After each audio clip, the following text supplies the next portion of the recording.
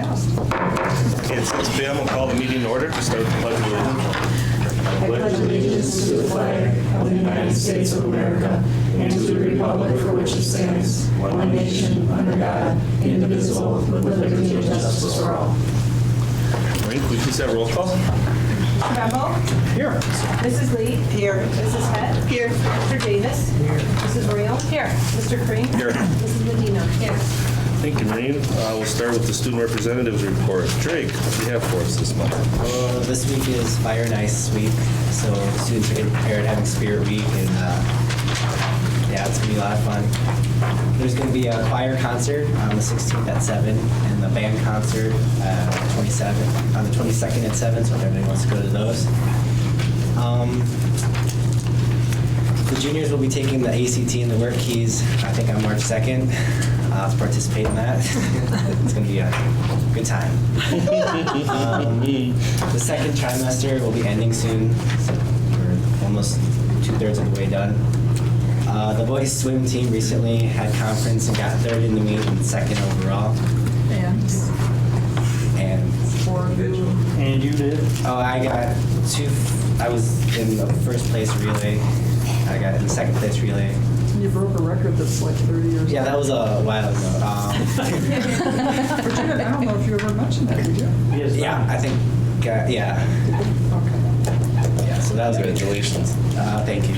And yeah, we had the school had the polar plunge, so some people participated in that. I don't know how much exactly we raised, but it was a good amount. The doubleheader was moved because of the snow day to February 15th for the breast cancer awareness game. And the girls' basketball game is actually, there's also another girls' basketball game right now against Wittenberg, so it's looking good. Excellent. Well, thank you. Congratulations on your record. Yes. Thanks. Move on to the minutes. Okay, I would make a motion that the regular Board of Education meeting minutes of January 11th be approved as printed. Second. Okay, my motion is second to approve the regular Board of Education meeting minutes from January 11th, 2016. All those in favor, please say aye. Aye. Opposed? Motion carries. The minutes are approved. We'll move on to comments from citizens and delegations. Do we have any? Okay, thank you. We'll start with committee reports. John, Business Services. Thank you, John. Business Services met on February 1st, 2016. We started at 6 p.m. And in our meeting, we had one consent agenda item, and that's Community Eligibility Provision Program for Food Services. Did you want to speak to that? Well, I have information if anybody has questions. Just want to briefly tell us about it that way. This is Lizzie. Hi, Dr. Sterna. Lizzie Severson, our food service director. Hi, good afternoon. So the program is an opportunity through USDA to provide free meals, not only free breakfast as we already do at Meade Elementary, but free lunches as well. So the plan is to try it at first at Meade and River Cities High School, as you would enroll in it, and then it's a 4-year option to continue enrolling in that. And because of their high rates of free and reduced, they would qualify and we would not have to collect applications for free and reduced meals. So, any questions? It's something that was in place a couple of years ago, and Julie and I at the time decided to just wait to see, because it was a brand new program, and we wanted to see what the bumps might be along the way, and so now we think we're in a place to pursue it. What's been your experience, Lizzie, with places where students are hungry and get food so that they can perform better? Have you had any stories to tell? None specific, but I think over and over the studies have shown that, student attention is better and, they're able to focus more on learning because they're full and nourished. And so I think it is something, especially at that school, that we've seen, even with the families that don't necessarily qualify, there still could be a need there for providing those meals. And this feeds more than just the reduced lunch. Correct. It's free meals for all students, and it is something that now USDA has, they kind of consider it area eligible, so they provide you if the percentage of students that qualify for those free meals is high enough, then they reimburse us at the free rate for every student that's eating. So it's, beneficial for the students, and it's not going to hurt our program. Thank you, Lizzie. Along with Larry's point is that we did find out when we fed the breakfast to these students that the tardiness went down and attendance went up, and that we did have better performance. They figured, and this was based on need numbers when we brought that forward. They mentioned that part of their charter, one of their charter meetings a couple years back. Oh, I know when we first instituted breakfast, that was helpful in attendance rates. I mean, kids would come to school hungry and they feel ill and want to go home, and when we started feeding breakfast, we saw a lot less of that. So the committee recommends, and I move to approve the proposed participation offering the community eligibility provision program for both national school lunch programs and school breakfast program offered at Meade Elementary and River City School for 4 years beginning in the 2016-2017 school year. I'll certainly second that. Okay, we have a motion and a second to approve BS1. All those in favor, please say aye. Aye. Opposed? Motion carries.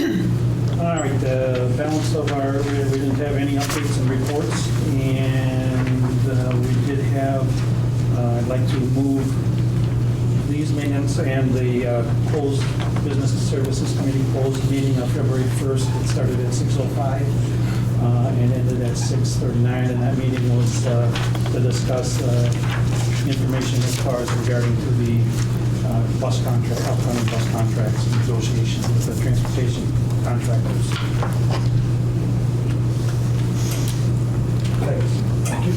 Okay, we have a motion and a second to approve the meeting minutes of the Business Service Committee of February 1st and the Special Business Service Committee closed session meeting minute of February 1st, 2016. All those in favor, please say aye. Aye. Opposed? Okay, minutes are approved. Thanks, John. We'll move on to the Personnel Services. Sandy? Personnel Services met last Monday, February 1st. We had no public comment, and from that meeting, we have 6 consent agenda items, and they are as follows.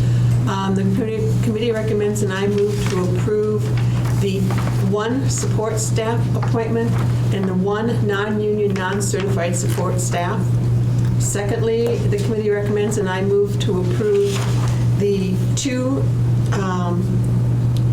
professional staff early retirements, and these retirements don't take effect until the 3rd of June. The committee recommends, and I move to approve the early retirement of 1 support staff member.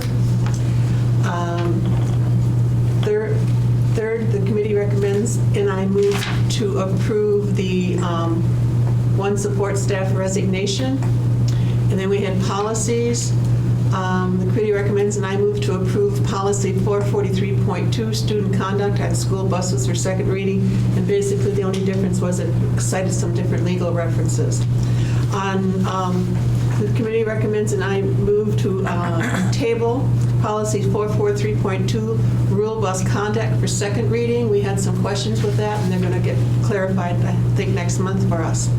And finally, the committee recommends, and I move to approve policy 751, rule of transportation guidelines for second reading. Does anybody want anything held out? I'll second that then. Okay, we have motion and a second to approve PS 1 through 6. All those in favor, please say aye. Aye. Opposed? Motion's carried. And with that, I move that the minutes be approved as printed. Second. Motion and second to approve the Personnel Services Committee meeting minutes of February 1st, 2016. All those in favor, please say aye. Aye. Opposed? Motion carries. Minutes are approved. Thank you, Sandy. Move on to Educational Services. Ann? Thanks, John. Educational Services also met on February 1st. Our meeting started at 6:43, and there was no public comment. Our first item, a consent agenda item, and our only one, was about the peer review mentor grant. Kathy Stebbins-Hintz, Director of Curriculum and Instruction, indicated the district, in collaboration with Port Edwards Public Schools, applied for the peer review mentor grant in the amount of $25,000 from the Department of Public Instruction. Funds would support the new teacher mentor program. And we had a motion and was seconded to approve the peer review mentor grant in the amount of $25,000 applied for in collaboration with Port Edwards Public Schools. The committee recommends, and I move that we accept that motion. Okay, motion is second to approve ES1. All those in favor, please say aye. Aye. Opposed, motion carries. We went on to updates about the Wisconsin Student Assessment System and the results. Kathy reviewed the results for Wisconsin Rapids Public School students on the various assessments included in the WSAS during the 2014-15 school year. Overall, the district scored equal to or above the state on these assessments. These are indicators of growth for our district. Questions regarding the achievement gap for economically disadvantaged students were discussed. And then we went on to, this next item we took care of first so that our speaker could go home. But then we did talk with Rick Murden from Encourage, who is also a facilitator of the Business Education Community Partnership Committee, and he updated the committee on the Constellation Energy Grant. A third $45,000 grant was awarded to expand solar photovoltaic installations to Rams and other area middle schools. And with that, the committee recommends, and I move that we accept the balance of the minutes for the Educational Services Committee of February 1st, 2016. I'll second that. Okay, we have a motion and a second to approve the Educational Services Committee meeting minutes of February 1st, 2016. All those in favor, please say aye. Aye. Opposed? Motion carries. The minutes are approved. Thank you, Ann. We'll move on to agenda referrals, information requests. Does anybody have anything this month? Okay. Legislative agenda. John, what do you have for us this month? Well, there's one thing that is going to be pressing. There's been a couple of bills that have been changed, and some things have been removed, but the Assembly Education Committee has scheduled a hearing and an executive voting session on Wednesday, February 10th at 1 p.m. The committee is likely to take up Assembly Amendment 2 to Assembly Bill 751 again, or a modified version of the amendment. WASB is going to update tomorrow when the official meeting notice is expected. There's also been a hearing that they'll take up both Assembly Bill 481, and these are relating to restricting when school district referendums may be held, which WASB opposes the bill, and Assembly Bill 469 related to changing rooms, which has been like a political football in different states, as far as around the states around us, what they've been doing. So it'd be interesting to see what our assembly does with it. AB 751 is the bill to limit the amount of, it's a proposal to limit the amount schools can raise to pay for vouchers. And what that is basically is, I understand we could levy for that. Is that the correct term?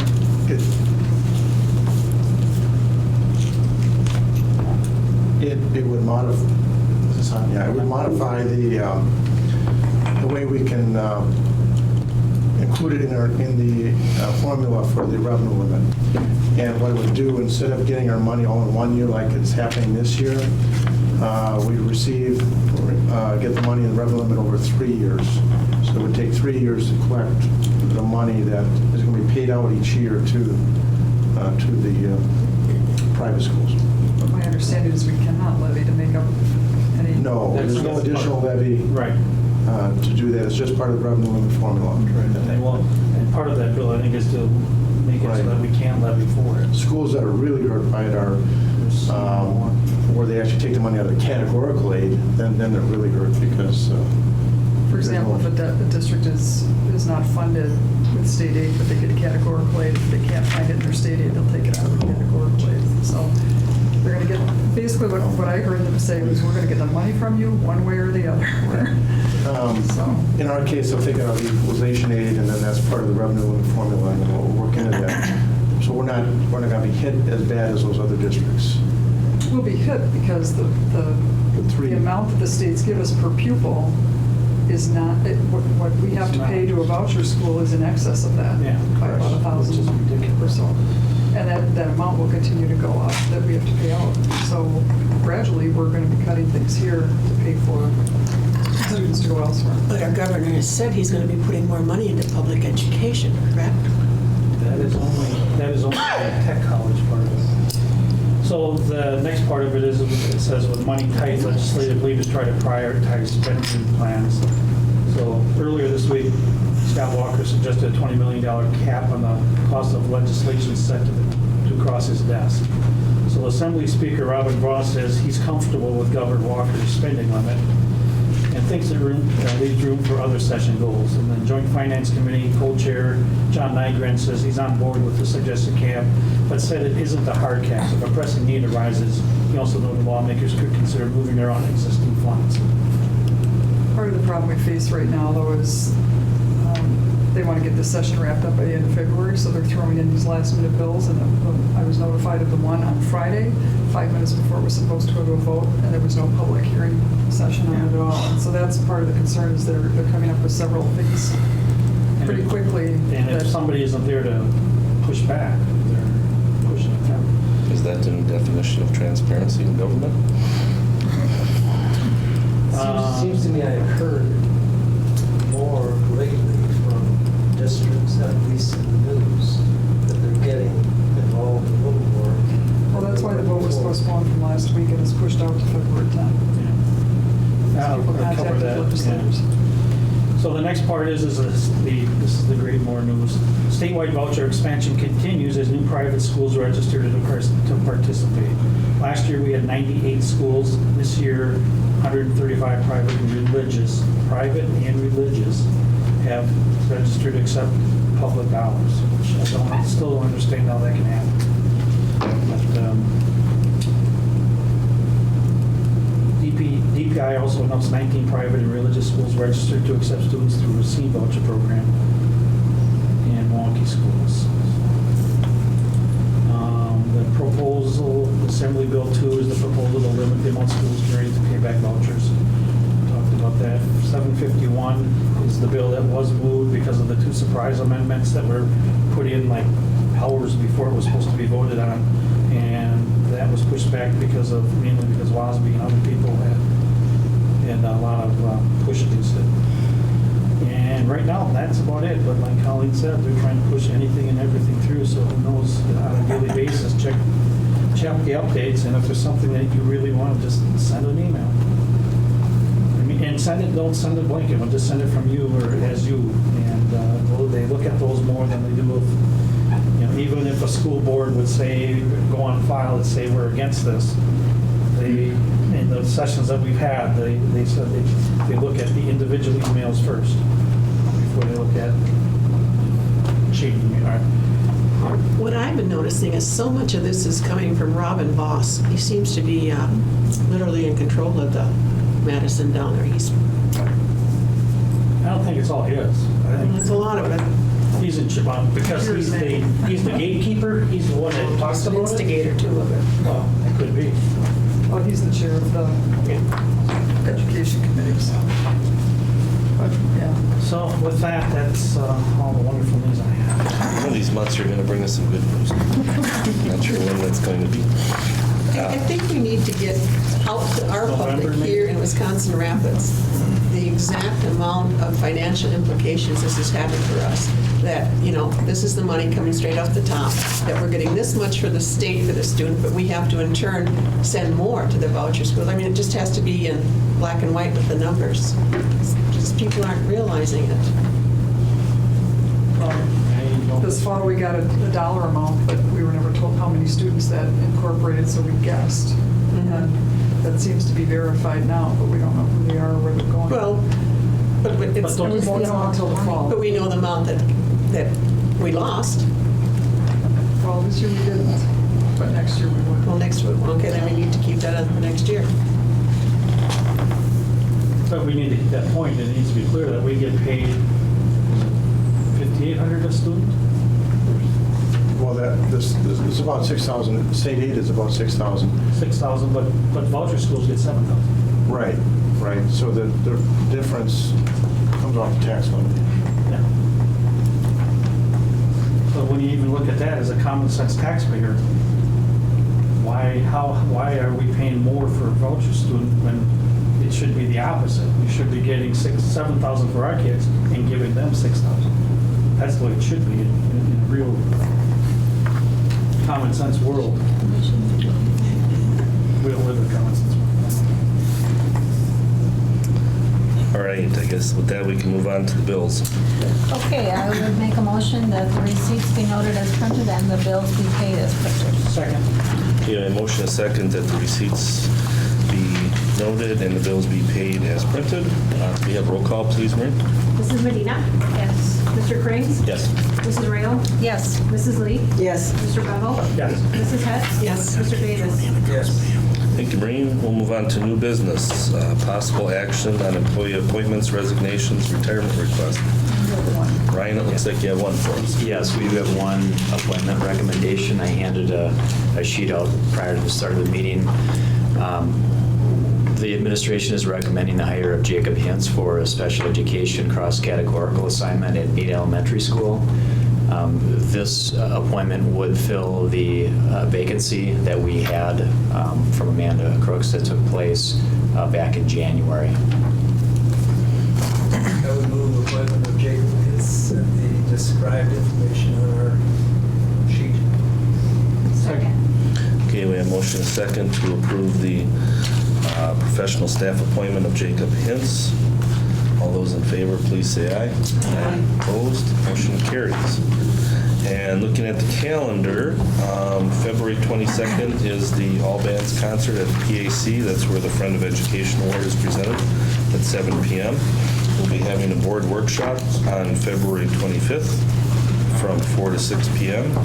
And on March 2nd is the Modern Issues Expo at LHS, 3rd or 4th hours when that'll be taking place. So if anyone's interested, Sarah Davey has done this for a couple of years. Sandy, I think you've been there, Mary. Yep. And she has her students present information on modern issues. They each have a table and a display, and they talk to you about what the modern issues. You can ask questions, and you go through and do kind of a rubric with them. It's earlier because of the trimester, so that's when it's being held. The other, when I go back, so if you're interested in that, that's going to be March 2nd. That's before we have our next meeting. Well, she'd like to know ahead of time so she knows who else she needs to secure. So if you're interested in that, if you could let me know. And then the Friends of Education concert, if anybody is planning to attend that, we would like to know that ahead as well because we need to get seats situated. I'm sorry? March 2nd, the other week. Wednesday. Wednesday. It's like but between 11:40 and... There's 11:40 to 12:40 or 12:47 to 1:46. You can go to one or both. And it's generally been held in the PAC area. I'm thinking it'll probably be in that same outer lobby areas where the kids sit. We meet in the green room typically. If you're planning to attend, if you could let me know because she likes to know who's coming.